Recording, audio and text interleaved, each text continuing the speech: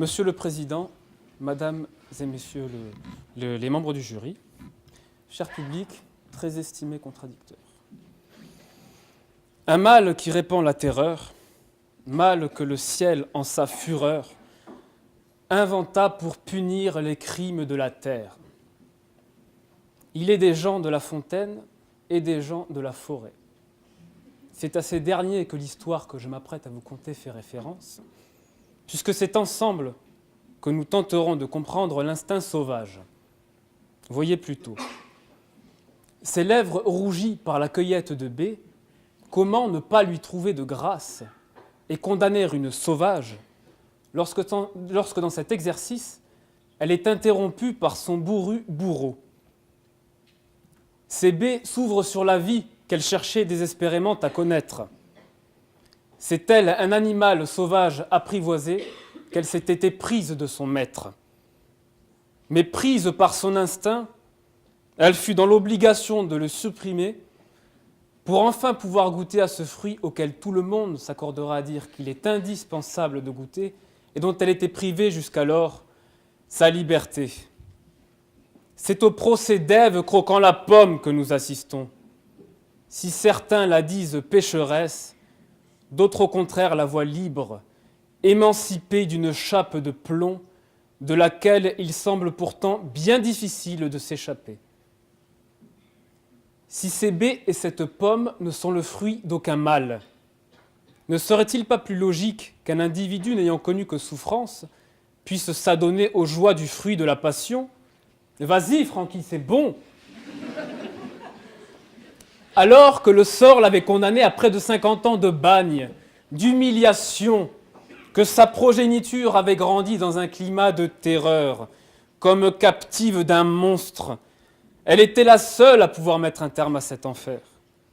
Mais d'un enfer matrimonial, elle allait bientôt basculer vers l'enfer carcéral. Car il ne fait aucun doute qu'un tel sorcier davantage aux enfers qu'à la vie. Comme si ces années de damnation ne suffisaient pas, elle devait subir une condamnation.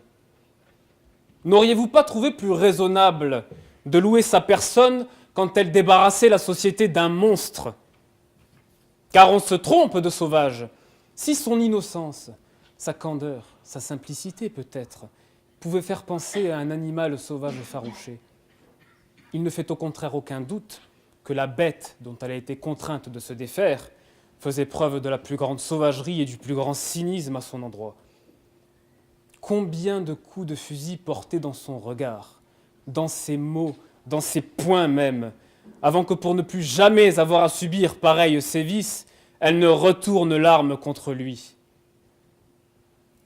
Il n'est pas question de remettre en cause la condamnation de la violence que l'on se doit de condamner. Mais à votre avis, qui est-ce qui faisait preuve de violence ici ? Il aurait en effet été vain de plaider la folie passagère, tant la seule raison pouvait guider un tel geste. Vain de plaider le crime passionnel, alors qu'il était impossible d'aimer un tel monstre.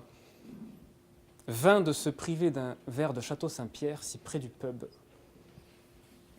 Vain encore de résister à la grâce d'une sauvage après une soirée passée à renifler la moiteur enivrante d'une couleur de culotte chauffée à blanc. Évitez toutefois de descendre sur les quais le nez enfariné. Au moment d'amarrer, une mort subite, ça peut faire mal. Laissez-vous plutôt prendre par les bras de Jacqueline, sa grâce sans faille, sa chevelure d'ange, sa peau de pêche. Laissez-vous surprendre, messieurs. On a vu souvent rejaillir le feu de l'ancien volcan qu'on croyait trop vieux. Mais alors, pourquoi ne pas retenir l'état de nécessité ou la légitime défense quand le péril n'est ni actuel ni imminent, mais permanent ?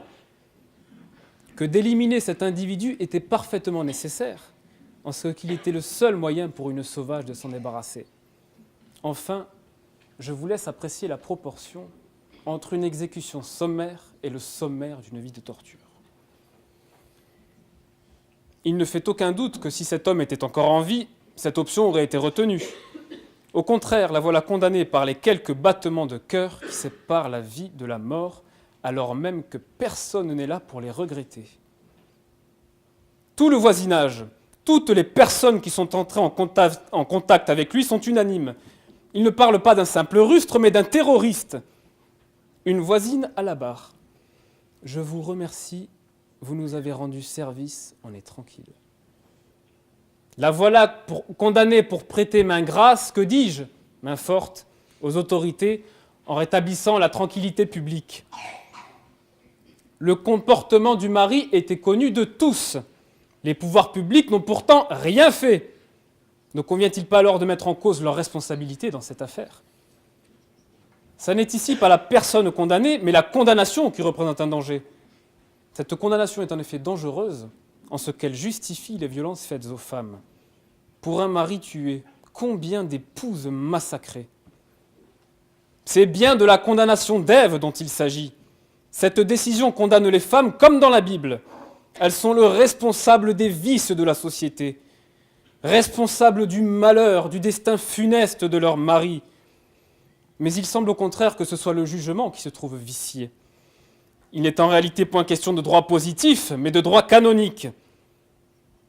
S'il est certain qu'il est agréable de nickeler un canon d'ingénierie, un peu de raison, messieurs.